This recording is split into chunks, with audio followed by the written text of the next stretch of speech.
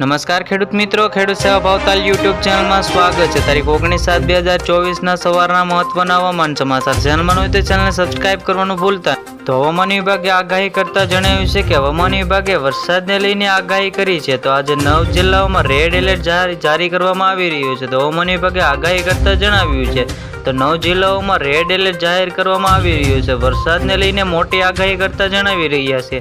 તો હવામાન વિભાગે વરસાદને લઈને મોટી આગાહી કરી છે। તો અમદાવાદ હવામાન વિભાગ વરસાદને લઈને આગાહી કરી છે, જેમાં આગામી 7 દિવસ જિલ્લાઓમાં સાર્વત્રિક વરસાદ રહેવાની શક્યતા છે। તો 9 જિલ્લાઓમાં રેડ એલર્ટ જાહેર કરવામાં આવ્યું છે।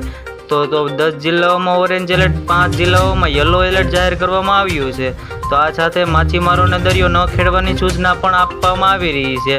તો આગામી 7 દિવસ જિલ્લાઓમાં સાર્વત્રિક વરસાદ રહેવાની શક્યતા છે, હવામાન વિભાગે આગાહી કરતા જણાવી રહ્યા છે।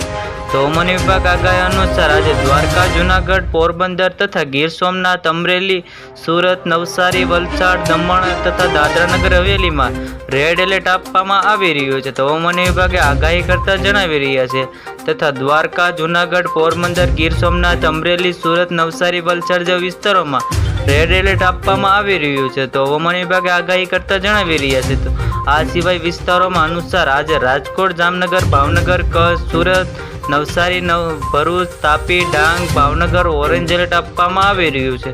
તો હવામાન વિભાગે આગાહી કરતા જણાવી રહ્યા છે તો જામનગર, ભાવનગર, કચ્છ, સુરેન્દ્રનગર, નર્મદા, તાપી જેવા વિસ્તારોમાં વરસાદની આગાહી કરવામાં આવી છે। તો હવામાન વિભાગે આગાહી અનુસાર આજે અમદાવાદ, આણંદ, પંચમહાલ, વડોદરા યલો એલર્ટ આપવામાં આવી રહ્યું છે। તો હવામાન વિભાગે આગાહી કરતા જણાવ્યા છે કે આણંદ, પંચમહાલ, વડોદરા જેવા વિસ્તારોમાં ભારે વરસાદની પણ આગાહી કરતા જણાવી રહ્યા છે।